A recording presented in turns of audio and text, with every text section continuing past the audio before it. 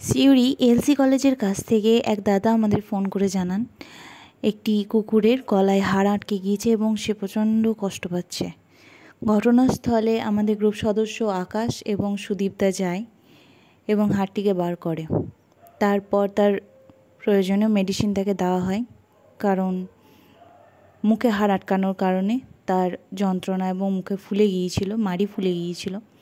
তার প্রয়োজনীয় মেডিসিন তাকে দেওয়া হয়। বর্তমানে কুকুরটি সম্পূর্ণ সুস্থ আছে। ধন্যবাদ রাস্তার অসহায় অবলাগুলিকে ভালোবাসার জন্য। আশীর্বাদ করবেন আমরা যেন এইভাবে কাজ চালিয়ে যেতে পারি।